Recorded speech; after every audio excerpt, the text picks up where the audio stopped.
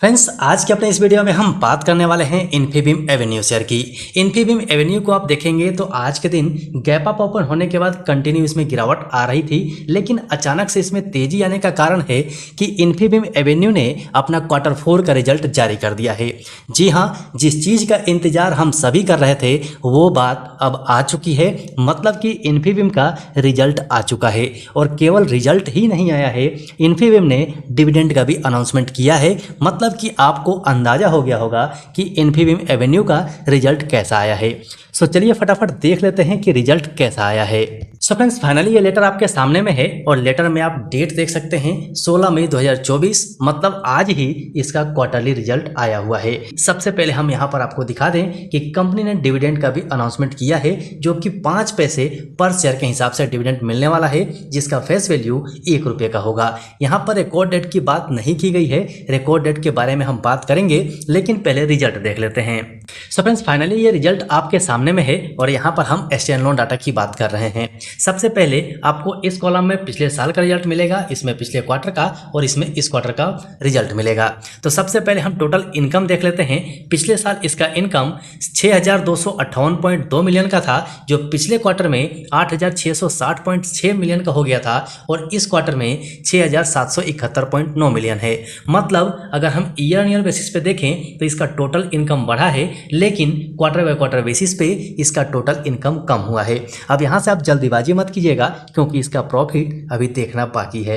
यहीं से एक्सपेंस की बात करें तो पिछले साल 5756.6 मिलियन का था, जो पिछले क्वार्टर में 8103.2 मिलियन का हो गया था और इस क्वार्टर में 6214.7 मिलियन का हो गया है। मतलब कि यहाँ भी आप ईयर बेसिस पे देखेंगे तो बढ़ते हुए नजर आएगा, लेकिन क्वार्टर बाय क्वार्टर बेसिस पे कम हुआ है।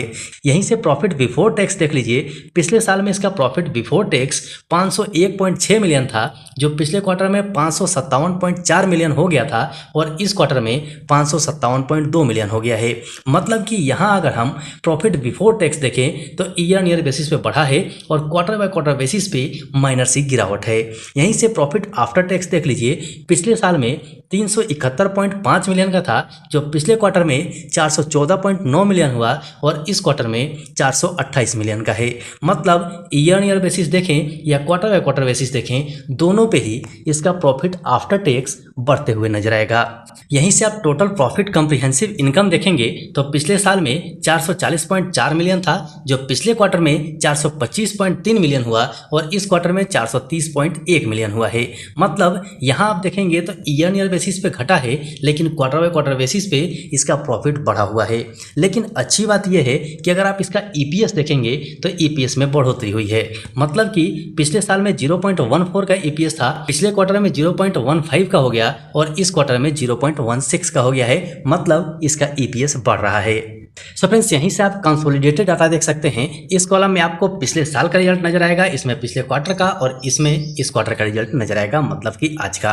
तो सबसे पहले टोटल इनकम देख लीजिए। पिछले साल में 6736.2 मिलियन था, जो पिछले क्वार्टर में 9183.3 मिलियन हो गया और इस क्वार्टर में 7430.7 मिलियन हो गया है। मतलब कि ईयर बेसिस पे बढ़ा है और क्वार्टर बाय क्वार्टर बेसिस पे कम हुआ है।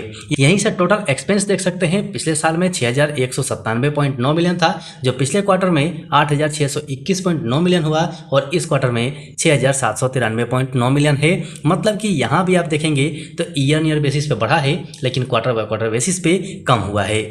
यहीं से प्रॉफिट बिफोर टैक्स देख सकते हैं। पिछले साल में 514.2 मिलियन था, जो पिछले क्वार्टर में 551.8 मिलियन हो गया और इस क्वार्टर में 620.9 मिलियन हो गया है। मतलब कि ईयर देखें या क्वार्टर बाय क्वार्टर देखें, दोनों पे ही इसका प्रॉफिट बिफोर टैक्स बढ़ते हुए नजर आएगा।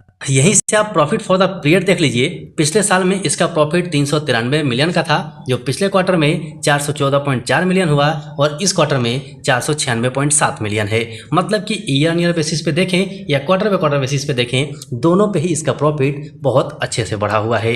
लेकिन यहीं पर अगर हम ईपीएस देखें तो ईपीएस में बहुत अच्छी ग्रोथ है। मतलब पिछले साल 0.14 का था, पिछले क्वार्टर में 0.15 था, लेकिन इस क्वार्टर में 0.18 हो गया है। मतलब कि ईपीएस के अंदर में अच्छी खासी सुधार हुई है। सो ये रिजल्ट था, मेरे हिसाब से रिजल्ट अच्छा है, कंपनी भी अच्छी है। हर वीडियो में हम कंपनी के बारे में बात करते हैं।